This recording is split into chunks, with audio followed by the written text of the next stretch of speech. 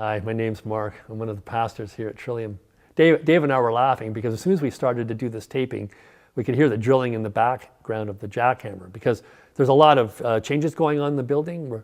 We're involved in what's called Access Trillium, which is trying to reduce the barriers, remove the barriers, physical barriers, mental barriers, spiritual barriers to people for the church.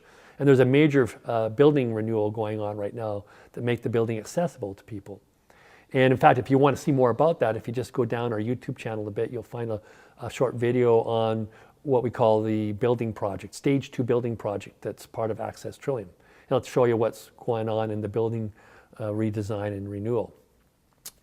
I wonder how many people have gone through life without any kind of a rejection or experience of rejection. In fact, I wonder how far you could actually get in life without experiencing rejection. You know, even infants experience rejection. And I suspect that not many of you who are listening to this have gone very far in life without experiencing rejection.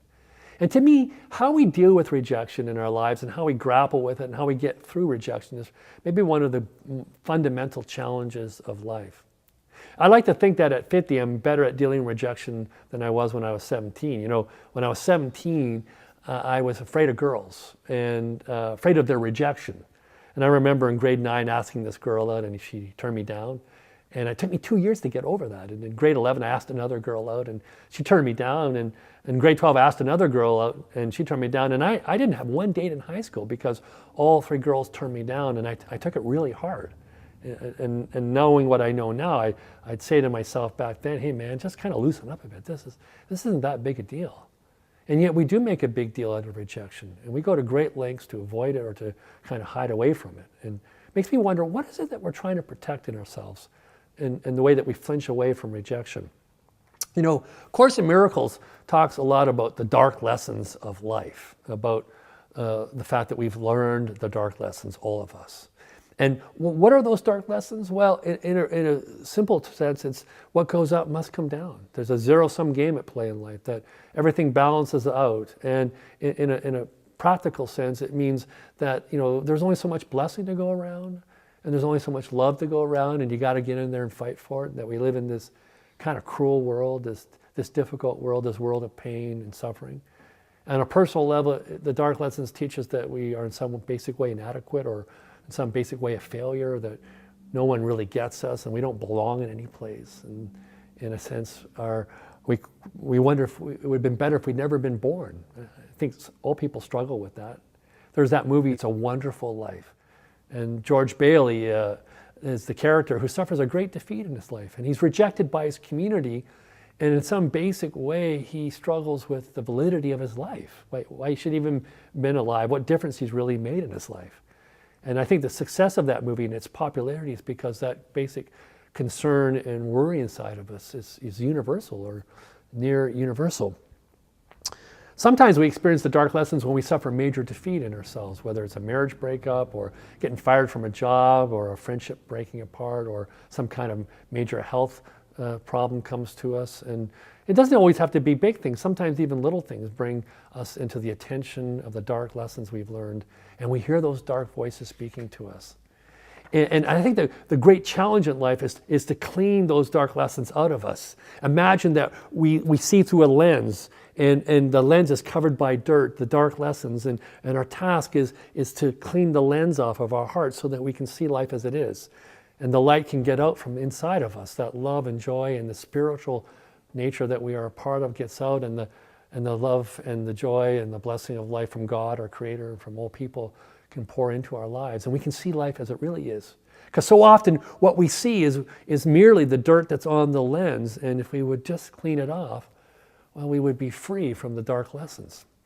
You know, Jesus talks a lot about not judging people, about not criticizing or complaining or gossiping about people. He says in the Gospel of Matthew, don't pick on people or jump on their failures or criticize their faults, unless, of course, you want the same treatment.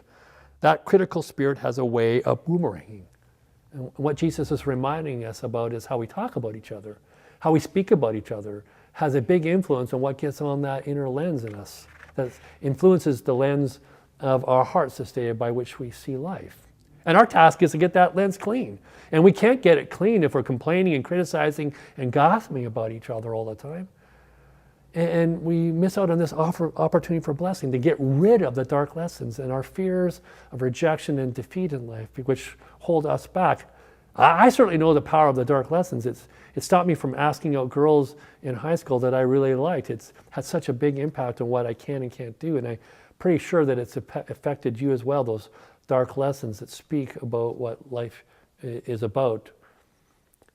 If we have clean inner life, we get to see how life really is. And an immense blessing comes with us. And at the core of it is, when we have this clean lens, we remove the world of hostility. The world of hostility is over. That hostile instinct that we think's out there and that we project out into the world from ourselves is simply taken away, and we are able to enter into the world of light and love and peace and joy. It's really that simple. And I invite you today to think carefully and become aware of how in your inner mind you think and talk about other people. That's a good place to start in how to clean up that inner lens, to get the dirt off. Challenge yourself when you are frustrated with someone, or someone is comes towards you that looks different than you're used to, or you have these prejudicial or negative thoughts about other people. Challenge yourself. Challenge yourself in that moment, and you'll begin to clean the inner lens that will allow the light to go in and out of you. And then you will find the peace that passes all human understanding, and you will know the joy of Christ and the love that passes beyond our limit this day. And you will have entered into the true spiritual walk of the Spirit, and you will become like Jesus himself. And I pray this blessing for you this day that begins simply with how we think about each other. The inner lens gets cleaned up, and the light shines through in and out. And God's ways are known on earth. Go in peace.